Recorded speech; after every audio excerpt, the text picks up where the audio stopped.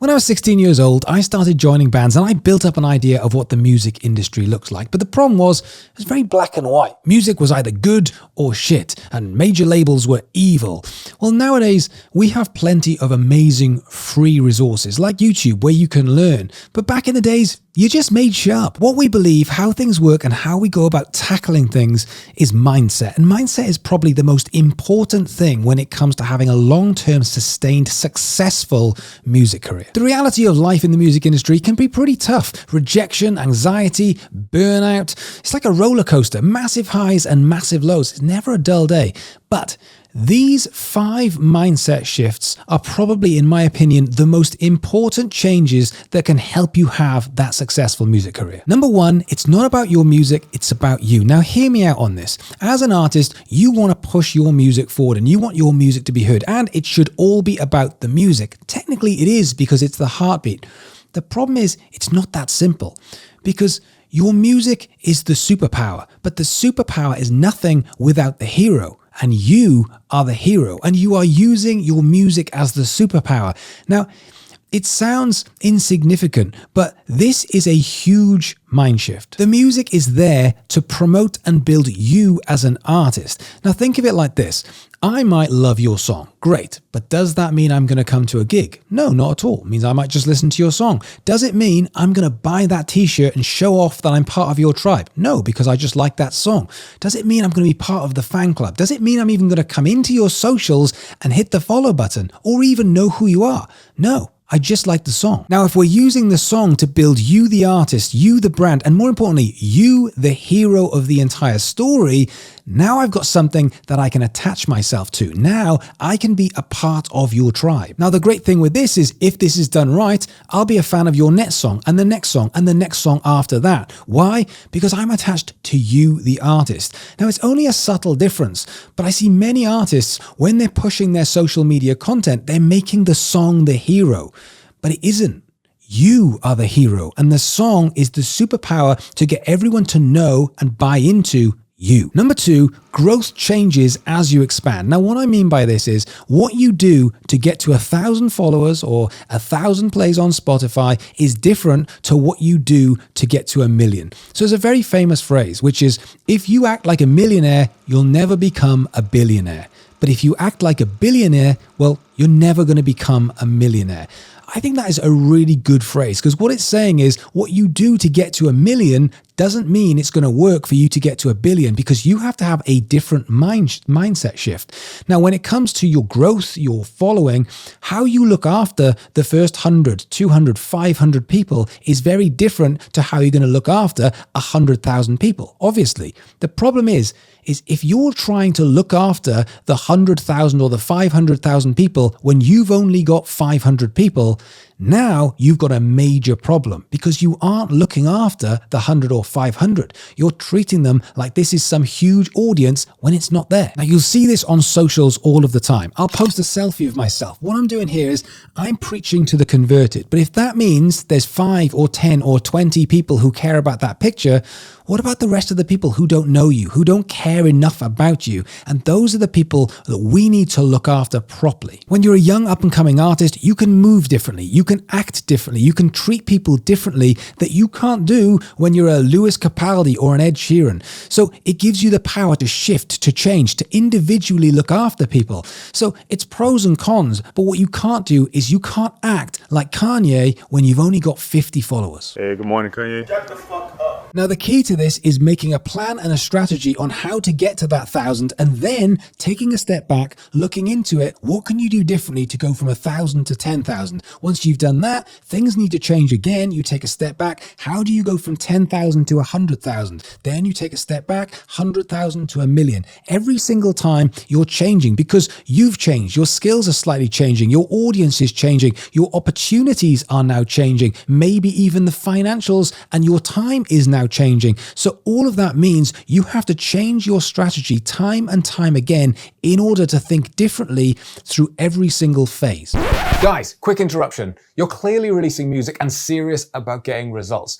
So have you checked out DK Music Business Academy? It's got over 50 hours worth of courses, including the Roadmap to 1 Million Streams course. On top of that, you've got live sessions with me every single week and a community of like-minded musicians from all over the world. And as well as that, there's even my playlisting tool, Sonar, where you can get in touch with playlist curators when you're releasing music. What have you got to lose? 7-day free trial, links in the description. Let's crack on with the video. Number 3, consistency is not more important than perfection.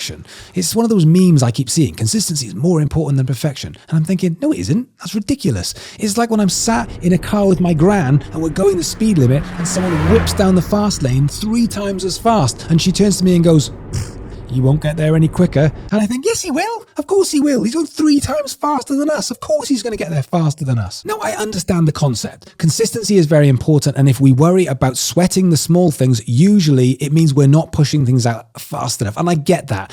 But it's a stupid phrase because perfection isn't subjective. Perfection is, it's perfect. There's nothing better than that. What we're doing is we're striving for high standards. Now, that is a different thing. And so therefore, I understand that in striving for high standards, there is diminishing returns. The 80-20 rule. If I'm spending an extra 3 or 4 or 5 days trying to tweak something that no one else will notice, well, yeah, that's pointless. But this idea that consistency trumps perfection is not true, because if you do see something like, I don't know, OK Go's videos, for example, which are about as good a music video that you will ever see and are crazy expensive and crazy well implemented and thought out, well, that's going to get hundreds and hundreds and hundreds of millions of views. Why? Because it's perfect, because it's crazy, because it's an incredible video.